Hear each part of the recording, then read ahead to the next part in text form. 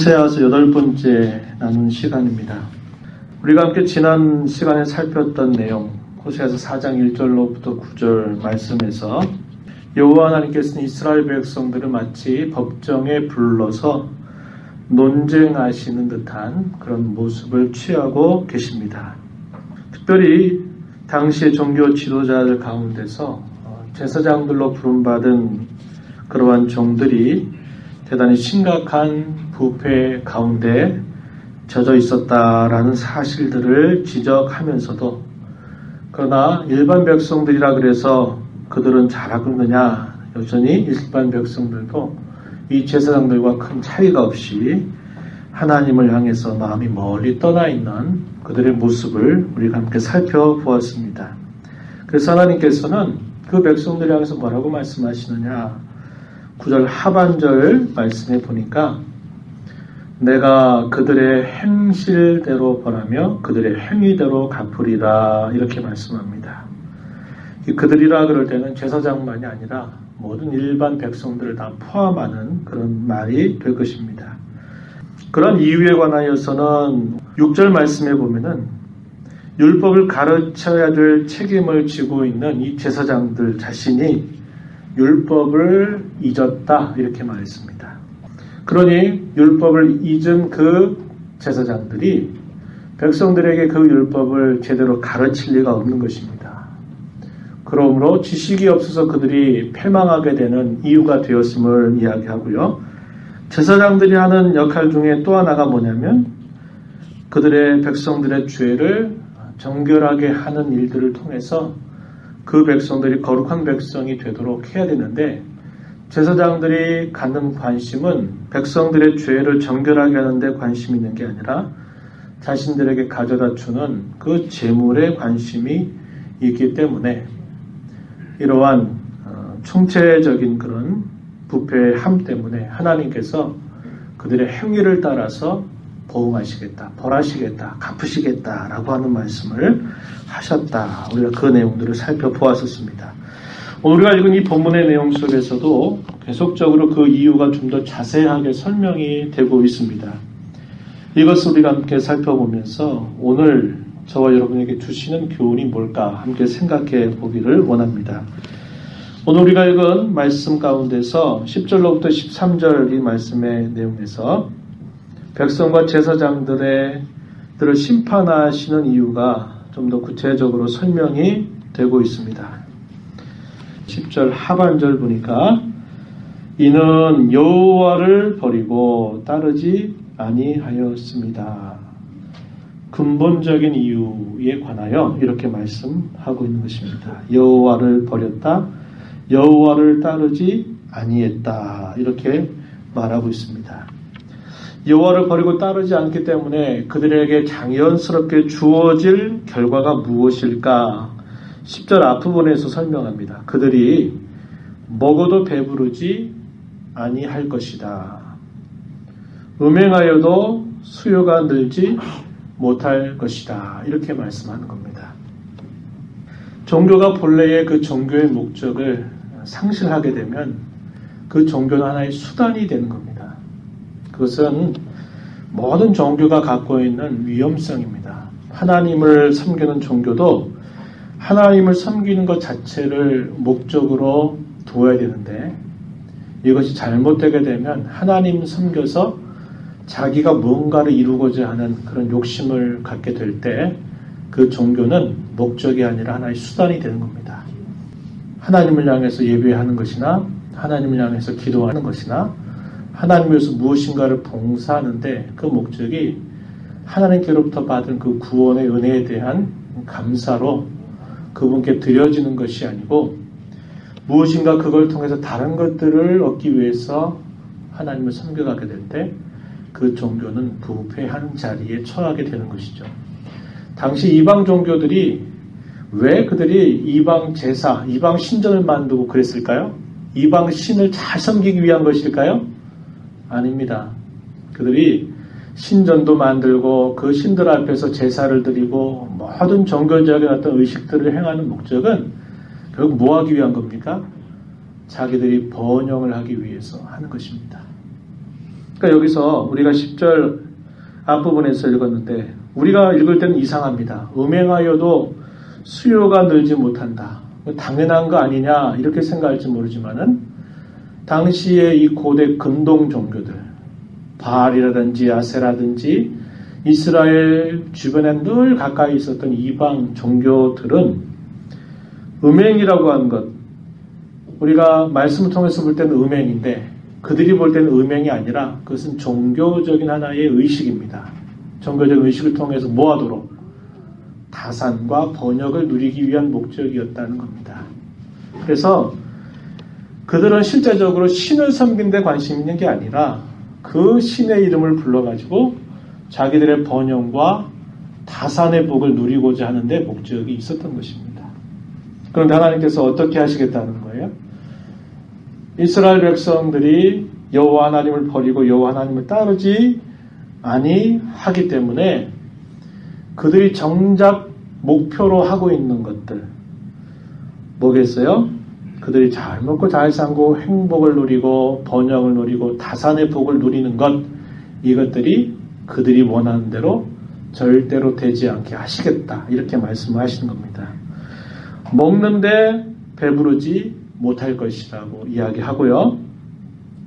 음행해서 다산의 복을 누리고자 하는데 수요를 늘리지 않게 하시겠다라고 말하는 겁니다.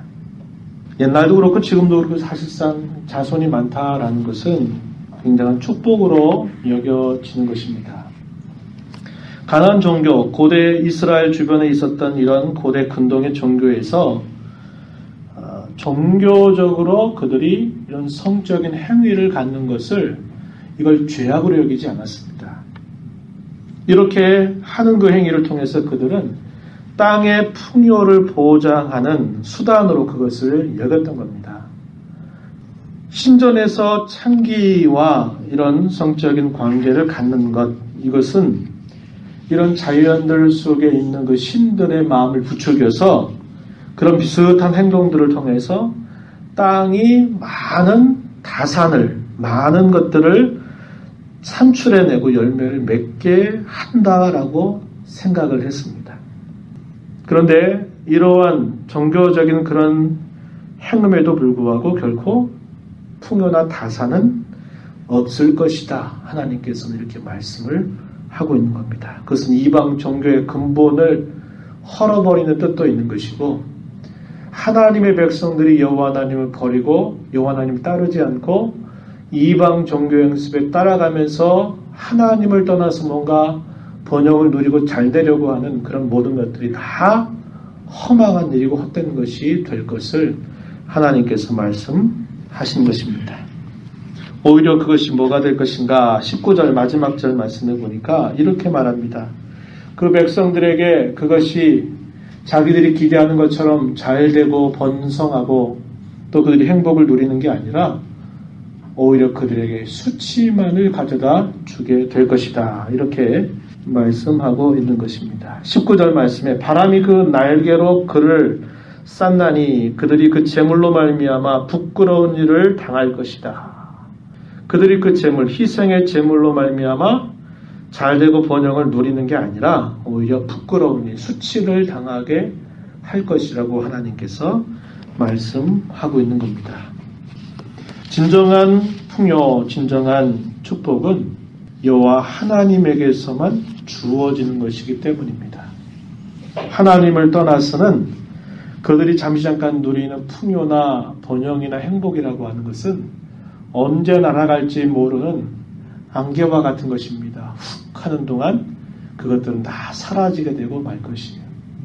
그런데 이스라엘 백성들은 그 사실들을 잊어버리고 여호와 하나님을 멀리하고 하나님을 버렸다는 것입니다. 하나님이 이렇게 버린 그들의 행위가 어떤 형식으로 나타났을까? 11절, 12절 가서 보면요. 음행과 묵은 포도주와 새 포도주가 마음을 빼앗았다. 이렇게 표현했습니다. 음행, 여기서 말하는 음행은 종교적인 그런 정당화되었던 종교의식이었습니다.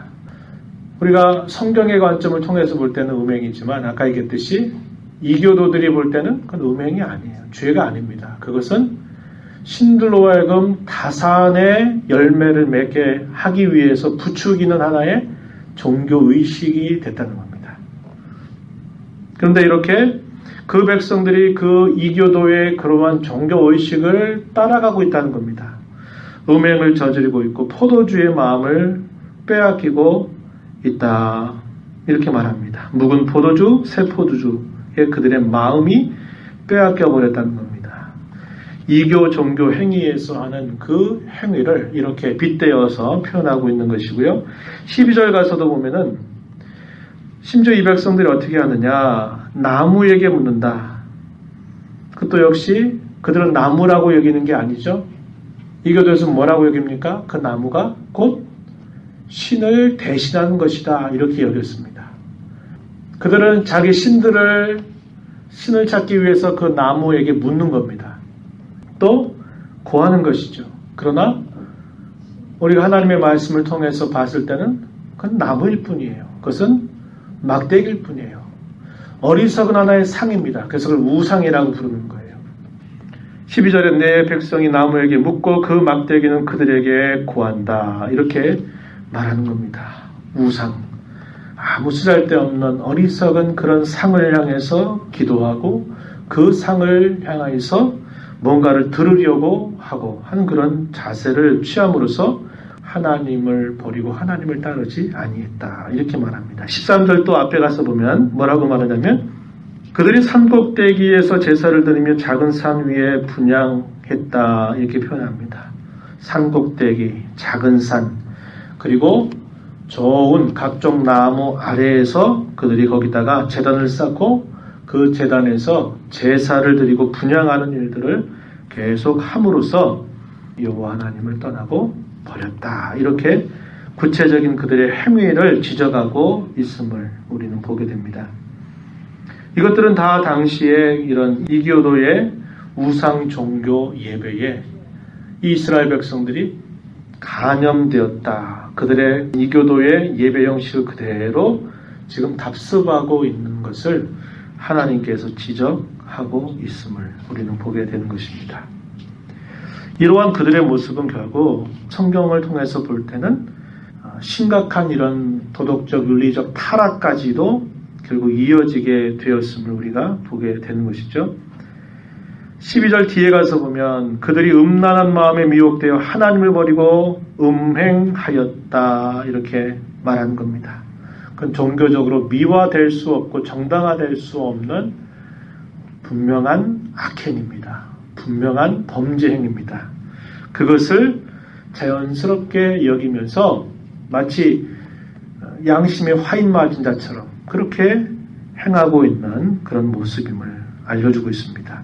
13절 뒤에 가서도 보면 또 뭐라고 말하냐면 이는 그 나무 그늘이 좋음이라 이러므로 너희 딸들은 음행하며 너희 며느리들은 간음을 행하는도다. 이렇게 말하고 있습니다. 음행하고 간음한다. 이렇게 말하고 또 남자들은 창기와 더불어서 어떤 관계를 갖는 것에 관하여서도 아무런 죄책감이나 의식이 없는 그런 상태까지 이어지게 되었음을 가르쳐주고 있습니다.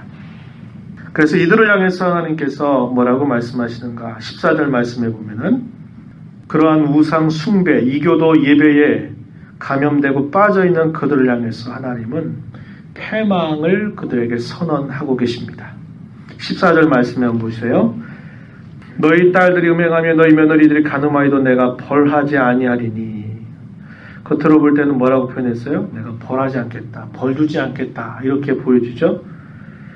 이는 남자들도 창기와 함께 나가며 음부와 함께 희생을 드림이니라. 깨닫지 못하는 백성은 망하리라. 벌하지 아니하겠다. 이게 무슨 말이에요? 그들만 벌할 수 없다는 겁니다. 왜요? 다 그 죄에 빠져 있다는 거죠. 총체적으로 범죄하고 있는 그들의 모습을 향해서 이렇게 말하는 겁니다. 누가 낫고 누가 덜하고 이렇게 따질 수가 없을 만큼 그들의 이런 종교적인 부패가 심각한 상태에 처해 있다는 것을 보여주면서 패망할 것이다 라고 이야기하는 겁니다. 패망할 것이다. 마지막 부분에. 여러분 시편에 있는 말씀 중에 그 말씀 기억하시죠? 종기에 처하나 깨닫지 못하는 사람은 뭐와 같다고요? 맞습니다. 멸망하는 짐승과 같다. 하나님이 사람을 존귀하게 만드셔서 그분의 모양과 형상을 따라 만들어서 그분을 알 수 있도록 하셨고 그분을 경배하는 자로 하나님이 우리 사람을 지으셨는데 자기를 지으신 그 하나님을 잊고 그 하나님을 경배하는 일들을 하지 않는 인생들은 존귀한 상태로 지음은 받았지만 깨닫지 못하는 자들이고 그들은 죽어가는 그런 짐승과 아무 다를 것이 없다. 그렇게 말하는 겁니다. 여기서도 깨닫지 못하는 백성은 망하리라 이렇게 하나님께서 말씀하고 계신 것입니다. 그러면서 그 백성들을 향해서 이하의 말씀에서는 그의 백성들을 깨우치시려고 하나님이 경고의 말씀을 덧붙여줘요. 깨달으라는 겁니다. 어떻게 해요? 먼저는 하나님께서 유다 백성들에게 경고의 말씀을 덧붙여 주시는데요. 15절 앞부분에 보세요. 15절 앞부분에 보니까 이스라엘아 너는 음행하여도 유다는 죄를 범하지 못하게 할 것이라. 이스라엘이 총체적으로 스스로 회복될 수 없을 만큼 그 죄 가운데 깊이 빠져있는 그런 모습을 보고 남쪽에 있는 유다를 향해서 너희 유다의 백성들아 이걸 보고 타산지석으로 삼아라. 거울로 삼아서 이렇게 너희들도 이런 죄에 빠지지 말라 이렇게 하는 말씀을 덧붙여주고 있는 것입니다. 유다는 죄를 범하지 못하게 할 것이라 이렇게 말하는 겁니다. 너희는 길갈로 가지 말며 베다웬으로 올라가지 말며 여호와의 사심을 두고 맹세하지 말아라 이렇게 말씀하고 있습니다. 이스라엘의 역사에 있어서 이 길갈이라고 하는 것은 거룩한 성소 가운데 있었던 아주 유명한 곳인데 그곳이 지금 어떻게 됐다는 것일까요? 우상 숭배의 장소가 됐다는 것을 이걸 통해서 가르쳐 주고 있는 것입니다. 벳아웬이라고 하는 말은 무슨 말이냐면 악의 집 혹은 악한 집 이것을 뜻하는 말입니다. 근데 이것이 베델이라고 하는 말과 비슷합니다. 이 베델이라고 하는 것은 하나님의 집을 뜻하는데 벳아웬 하면 비슷한데 뜻은 하나님의 집이 아니라 악의 집이다 이렇게 표현하는 겁니다. 실제로 이 베델이라고 하는 곳은 남조와 북조 나라가 두 나라로 갈라지게 되면서 남조 유다에는 예루살렘 성소가 있잖아요.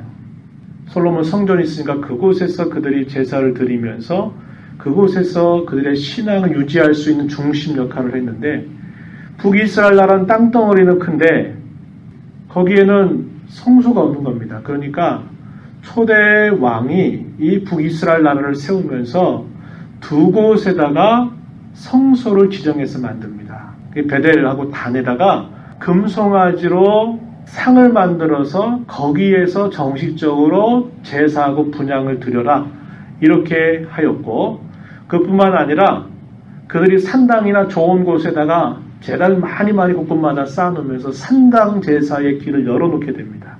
그러다 보니까 첫 단추부터 북이스라엘 나라는 단추를 잘못 낀 겁니다. 그래서 그것이 북조 이스라엘 나라의 패망을 앞당기는 아주 중요한 원인이 되었어요. 그래서 이 베델이라고 하는 곳은 바로 북조 이스라엘 나라에 있어서 종교적인 성소로 불법적으로 만든 곳이었다는 겁니다. 그래서 여기서 뭐라고 말하냐면 베다웬으로 올라가지 마라. 베델이라고 하는 곳으로 올라가지 말라는 겁니다. 여호와의 사심을 두고 헛되이 맹세하지 말 것을 경고하고 계시는 것입니다. 그것은 뭐냐면 그들의 신앙의 자세에 있어서 반드시 결단이 필요하다. 결단해야 된다는 겁니다. 그러지 않고는 그들의 임박한 이런 패망에서 벗어날 길이 없음을 하나님께서 이걸 통해서 말씀하고 있는 것입니다. 하나님께서 이렇게 타락한 예배를 금하시고 헛된 종교적인 맹세를 금하시는 겁니다. 이스라엘 나라의 말기라든지 또 유다 나라의 말기에 굉장히 많은 선지자들이 있는데 참 선지자들은 많지 않고 거짓된 선지자들은 참 많아요. 그것도 불법적으로 다 선지자들을 양성한 것입니다. 근데 그 거짓된 선지자들은 항상 당시의 왕들과 결탁을 해가지고 왕이 듣고 싶어하는 말만 해주는 겁니다. 이웃나라가 침략을 해가지고 어려움 가운데 처해 있을 때 참 선지자는 하나님 앞에 물으십시오. 때로는 하나님께서 그들을 따르지 말라고도 얘기하고, 또 어떤 경우 하나님께서 그들의 길을 따라가라고까지 얘기하는 거예요. 그러나 거짓된 선지자는 다 어떻게 합니까? 왕이 듣고 싶은 말을 다 귓가에 들려주는 거예요. 왕이 하신 일에 여호와께서 함께 샬롬을 주실 겁니다. 평화를 주실 겁니다. 이렇게 말하면서 아첨하는 것이고 거짓된 맹세를 짓거렸던 것입니다. 그러니까 그 모든 것들이 다 헛된 확신이었고 헛된 맹세였던 것입니다. 그러한 것들에 따라가서는 안 된다. 이렇게 경고하시는 말씀인 것이죠. 본문 17절부터 마지막 19절까지의 내용에서는 우상과 연합해 있는, 우상과 하나가 된 이스라엘은 마침내 수치를 당하게 될 것이라고 하나님께서 경고하고 계시는 말씀입니다. 여기 17절 말씀을 보니까 이 에브라임이라고 하는 말은 원래는 하나의 지파죠. 그런데 에브라임이 굉장히 많은 사람들의 수를 갖다 보니까 나중에는 북이스라엘 나라를 별칭으로 부를 때 에브라임이라고 하는 말을 씁니다. 그래서 여기서 에브라임은 지파 하나를 말하는 게 아니라 북이스라엘 전체를 표현할 때 에브라임이라고 하는 말을 쓰는 겁니다. 여기 에브라임이 우상과 연합하였으니 버려두라 이렇게 말씀하죠. 우상과 연합했다. 우상과 하나가 되었다 이 말입니다. 그 우상과 하나가 되어버린 그들에게 하나님이 수치를 당하게 할 것을 이렇게 알려주고 있는 것이죠. 여기 표현의 가운데 뭐라고 표현하냐면 17절에 뭐라고 표현하냐면 이렇게 표현했죠. 버려두라 그랬습니다. 내버려둬라. 그대로 둬라. 이렇게 말하는 겁니다. 우상과 결탁이 된 그런 상황은 자연스럽게 어디로 갈까요? 그대로 두면 결국 패망으로 가게 된다는 것입니다. 그들의 그러한 모습들을 하나님께서 내버려둬라. 마침내 그들은 부끄러움, 수치를 당하게 될 것이다 라고 이야기하고 계신 것입니다. 그대로 내버려 두는 것, 이건 하나님의 심판의 시작을 의미하는 것입니다. 로마서 1장 후반에 보게 되면 그들의 마음에 하나님을 두기를 싫어하고 썩어지지 아니하는 하나님의 영광을 금수와 버러지 형상의 우상으로 바꿔버렸다. 그들이 어리석고 미련한 자들이 되었다. 이렇게 쭉 소개하면서 하나님이 그들을 심판하시는데 어떻게 하시느냐? 내버려 두신다. 이런 표현을 사용합니다. 로마서 1장 24절, 26절, 28절 보면은 하나님이 심판을 행하실 때 그 심판에 있어서 계속 이 표현이 반복이 됩니다. 그대로 내버려 둬라. 이런 표현을 써요. 로마서 1장 24절 말씀에 이렇게 말씀하십니다. 그러므로 하나님께서 그들을 마음의 정욕대로 더러움에 내버려 두사 그들의 몸을 서로 욕되게 하게 하셨다. 26절에서는 이 때문에 하나님께서 그들을 부끄러운 욕심에 내버려 두셨으니 곧 그들의 여자들도 순리대로 쓸 것을 받고 영리로 쓴다. 이렇게 말했고요. 18절 말씀해 보니까 또한 그들이 마음에 하나님 두기를 싫어하며 하나님께서 그들을 그 상실한 마음대로 내버려 두사 합당하지 못한 일을 하게 하셨다. 하나님이 붙잡아 주시는 겁니다. 우리가 주일 오후에 살펴봤지만 하나님의 섭리 가운데 하나님이 보존하시는 방법이 있다 그랬습니다. 지금도 천지와 만물이 힘없이 일정한 그런 법칙과 질서를 따라서 운행되는 것은 그저 자동적으로 그렇게 되는 게 아니라 하나님이 그것을 섭리 가운데 붙잡고 있기 때문에 그런 겁니다. 저와 여러분들도 하나님이 그분의 은혜로 우리를 붙들어 주시는 만큼 우리가 그분 앞에 설 수 있는 거예요. 이것을 성경은 뭐라고 말하면 그분의 얼굴을 우리에게 향하신다 이렇게도 표현합니다.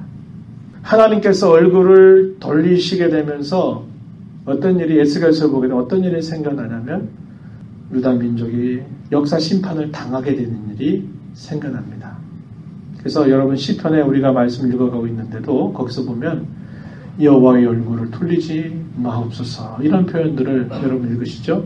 그 뭐냐면 그분이 얼굴을 향하여 드실 때 그분이 붙잡아 주시는 것이고 그분이 함께하는 것이고 그분이 우리의 일상적인 삶을 가능하도록 하시는 겁니다. 그런데 그분의 얼굴을 돌리신다 이 말은 내버려 두신다는 겁니다. 그러면 어떻게 될까요?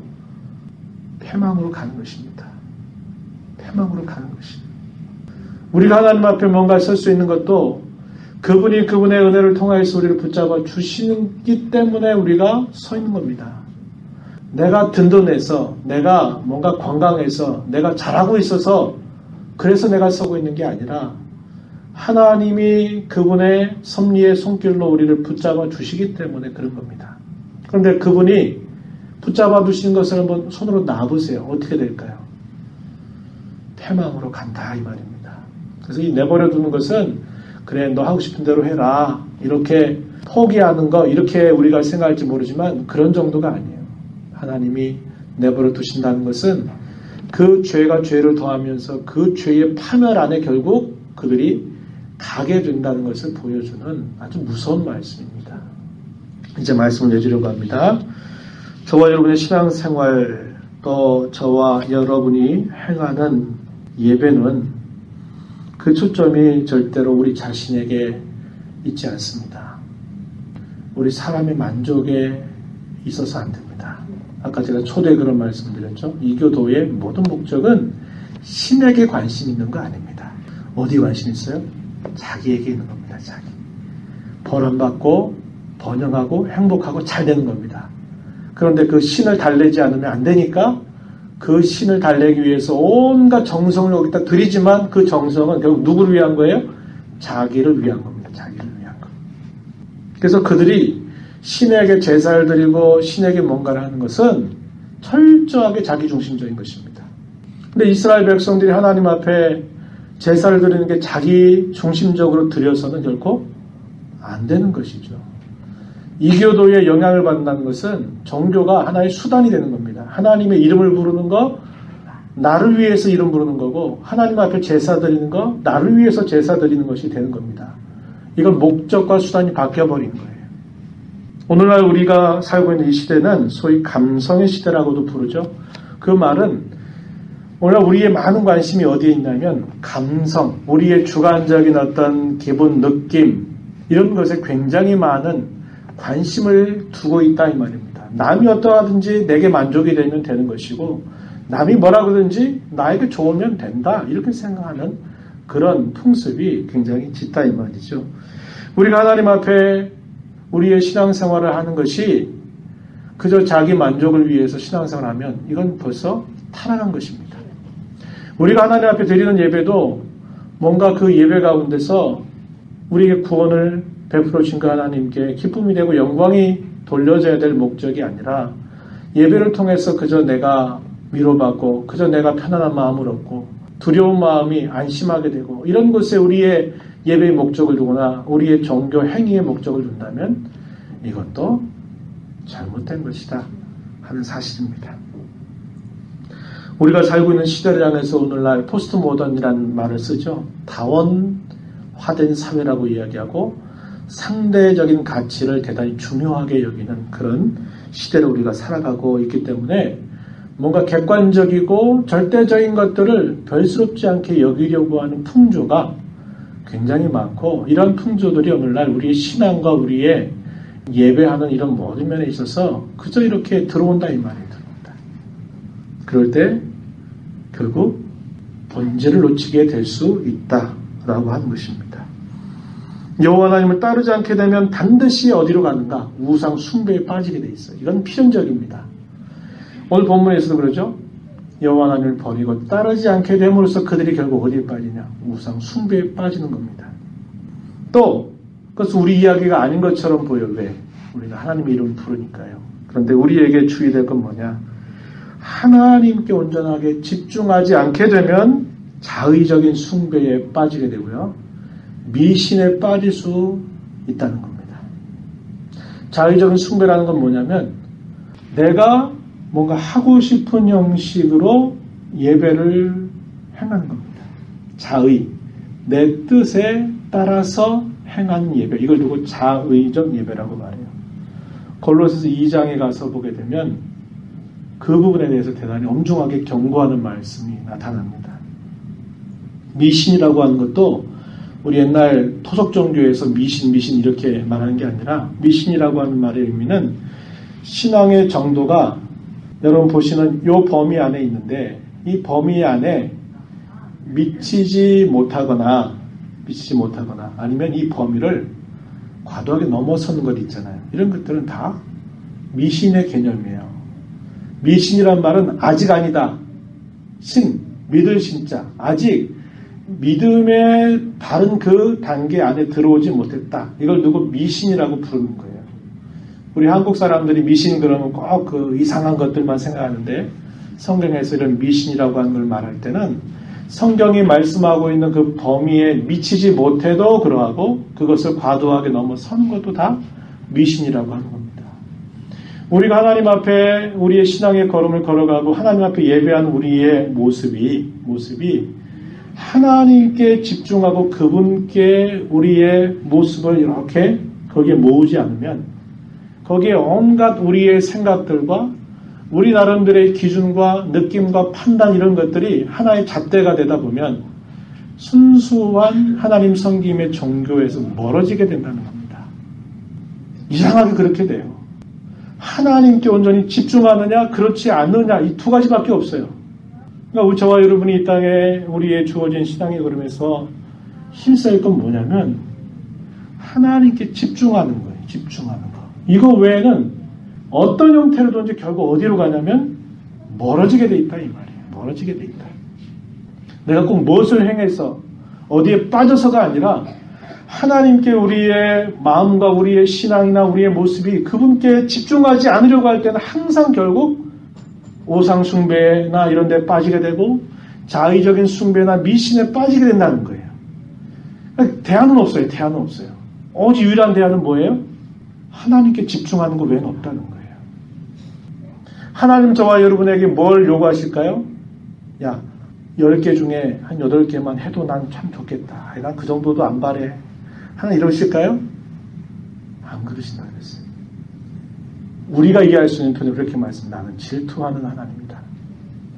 어느 하나도 너희의 마음이 다른 곳에 향하는 것을 나는 절대로 받아들일 수 없다. 하나님이 저와 여러분에게서 온전한 사랑을 부어주신 것처럼 우리가 이 땅에 사는 동안 온전하게 하나님을 바라보려고 하는 이 자세를 조금이라도 오그라뜨리면 하나님은 안 된다고 이렇게 이야기하시는 거예요. 난 그런 거 안 된다고 얘기하신다 이 말이죠. 그래서 저와 여러분은 이 땅에 사는 동안 무엇을 하든지 간에 하나님께 집중하는 것 외에는 절대로 다른 중간지대도 없고 다른 어떤 대안도 없고 오직 그것만이 유일한 대안이다. 이런 생각을 가져야 합니다. 우리가 온전하기 때문에가 아니라 온전함을 원하시는 하나님 앞에 온전하기 위해서 하나님을 구하고 도움을 구하면서 우리의 신앙의 걸음이 가야 된다라는 사실을 우리는 꼭 기억을 해야 된다는 것이고요. 어떻게 하나님을 향해서 온전히 집중할 수 있을까요? 그것은 하나님께서 저와 여러분에게 어떤 사랑을 베푸셨는지 어떠한 은혜를 우리에게 베풀어 주셨는지를 항상 먼저 생각하는 거예요. 하나님을 사랑하는 마음 없이 진정한 예배를 드릴 수가 없고 하나님을 사랑하는 마음 없이 진정한 신앙생활을 할 수도 없고요. 하나님을 사랑하는 마음 없이 그 말씀이 우리에게 송이꿀처럼 달 수도 없어요. 그렇기 때문에 그렇습니다. 그래서 항상 하나님께서 저와 여러분에게 어떠한 은혜를 베풀어 주셨는가를 힘없이 늘 생각하십시오. 말씀을 통해서도 하나님이 나를 어떠한 은혜를 베푸시고 어떠한 사랑을 주셨는지 기도 가운데서도 찬송 가운데서도 그 은혜를 알 때 우리의 심령 속에 자원하는 마음으로 하나님이 나를 이렇게 사랑하시는데, 하나님이 나를 이렇게 큰 은혜로 나 이렇게 품어주시고 나에게 은혜를 주시는데 내가 하나님을 이렇게 사랑하고 섬겨야 되지 않겠는가, 이런 것이 있을 때 그 신앙이 가장 좋은 길로, 바른 길로 가는 신앙이 될 수 있는 것입니다. 다른 대안은 없어요. 하나님만 찾고 구하는 자로 살아가는 우리 모두가 되기를 바랍니다. 하나님 아버지, 오늘도 말씀을 통하여서 또 저희들에게 주시는 교훈을 함께 생각해 보았습니다.